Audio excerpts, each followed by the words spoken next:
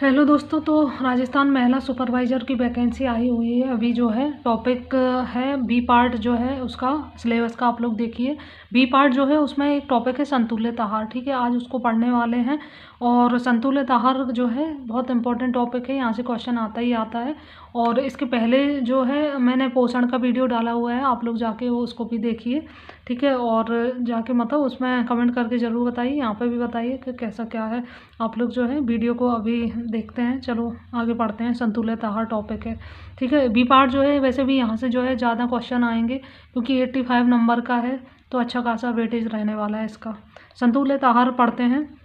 संतुलित आहार क्या होता है, इसको इंग्लिश में बोलते हैं बैलेंस डाइट। ठीक है, बैलेंस डाइट क्या है, तो शारीरिक और मानसिक विकास के लिए, हमारा जो शरीर है उसके शारीरिक और मानसिक विकास के लिए जो है, या शारीरिक मानसिक स्वास्थ्य के लिए हमारे प्रतिदिन का जो भोजन होता है ना, उसमें यदि पोषक तत्वों का अनुपात निश्चित मात्रा में हो, पोषक तत्वों का अनुपात जो है निश्चित मात्रा में हो और निश्चित अनुपात में हो। ठीक है, निश्चित अनुपात और निश्चित मात्रा में जब वो पोषक तत्व रहेंगे, तो ऐसी जो डाइट होगी बैलेंस डाइट कहलाएगी। ठीक है, और इनको जो है संतुलित आहार होने के लिए क्या क्या चाहिए, मतलब हमारे भोजन में क्या क्या होना बहुत ज़रूरी होता है।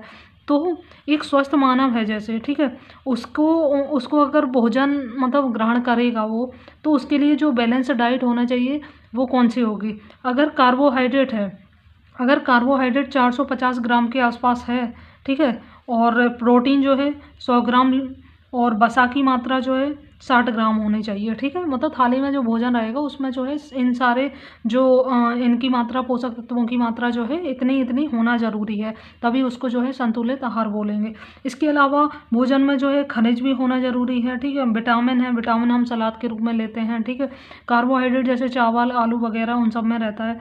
प्रोटीन जो है, प्रोटीन दूध हो गया, अंडा हो गया, मांस मछली, इन सब चीज़ों में प्रोटीन बहुत ज़्यादा होता है।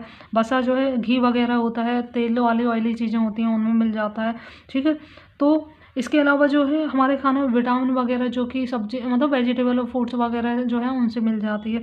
जल है, ठीक है, लवण है, इन सारे जो पोषक तत्व हैं इनकी जो मात्रा है, अगर पर्याप्त मात्रा में जितनी होनी चाहिए, निश्चित अनुपात में और निश्चित मात्रा में, तो उसको संतुलित आहार बोला जाएगा।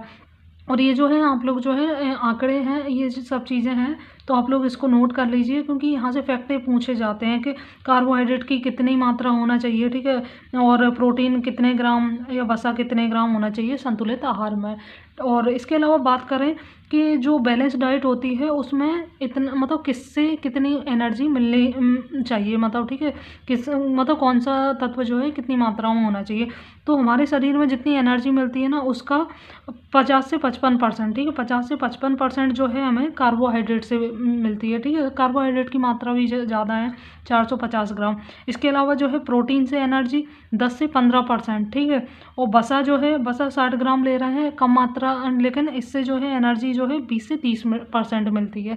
तो ये जो है संतुलित आहार कहलाएंगे ये सारी चीज़ें। एक स्वस्थ मनुष्य उसको कार्य करने के लिए आवश्यक ऊर्जा की मात्रा जो है कितनी होनी चाहिए, वो होनी चाहिए 2000 किलो कैलोरी। ठीक है, 2000 किलो कैलोरी जो है इतनी एनर्जी होगी तो वो आराम से काम कर पाएगा। इसके अलावा ये कठोर परिश्रम कर रहा है, कोई इंसान है जो कठोर परिश्रम कर रहा है, ठीक है, कठोर परिश्रम करने वाले के लिए वही एनर्जी की मात्रा कितनी चाहिए, तो वो होना चाहिए 3500 से 4000 किलो कैलोरी, 4000 किलो कैलोरी। ये जो है ये निर्धारित है, मतलब ये ऊपर नीचे ये चीज़ें नहीं होती, मतलब क्योंकि मतलब फिक्स है कि इतनी किलो कैलोरी एनर्जी चाहिए, 2000 किलो कैलोरी जो है स्वस्थ मनुष्य के लिए। अगर कोई ज़्यादा मतलब मेहनत कर रहा है, गाँव में आपने देखा होगा लोग ज़्यादा मेहनत करते हैं, कठोर परिश्रम करते हैं, तो उनके लिए जो है थोड़ी डाइट जो है ये संतुलित आहार थोड़ा ज़्यादा मात्रा में हो जाता है। ठीक है, तो उनके लिए जो है 3500 से 4000 किलो कैलोरी, ये जो है आंकड़े पूछे जाते हैं, सारे एग्जाम में पूछे, ज़्यादातर क्वेश्चन बनते हैं, लेकिन जितने भी बनेंगे इसके अंदर से ही आ जाएंगे।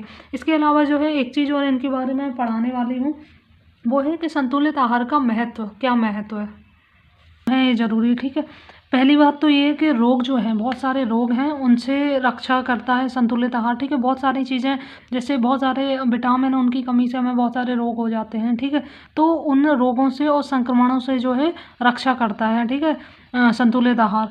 और इसके अलावा शरीर है, उसके शरीर के वृद्धि एवं विकास में सहायता करता है, ठीक है। इसके अलावा कार्य करने की जो हमारी क्षमता है वो हम प्राप्त होती है। अगर हम खाना नहीं खाएं तो हमें काम करने के लिए एनर्जी डाउन हो जाती है, वो वही जो है अगर खाने के बाद जो है एनर्जी आ जाती है, हम अपना काम जो है आसानी से कर सकते हैं। इसके अलावा जो है जीवन प्रत्याशा में वृद्धि होती है, मतलब अगर खाना नहीं खाएंगे तो हम ज़्यादा दिन तक जीवित नहीं रह सकते हैं, ठीक है। जीवन प्रत्याशा यानी कि जो हमारी आयु है, ठीक है, आयु में वृद्धि होती है, हम ज़्यादा से ज़्यादा दिन तक मतलब जी पाते हैं और मतलब हमारा शरीर जो है सही रूप से काम कर पाता है। इसके अलावा जो है समस्त पोषक तत्व जो है उनकी पूर्ति हो जाती है शरीर में। संतुलित आहार लेंगे, आप सारी चीज़ें ले रहे हैं, प्रोटीन, वसा, कार्बोहाइड्रेट, विटामिन, ठीक है, और जो भी खनिज तत्व वगैरह हैं, पानी वगैरह, सारी चीज़ें पर्याप्त मात्रा में लेना ज़रूरी है, जिससे जो है शरीर जो है स्वस्थ बना रहता है।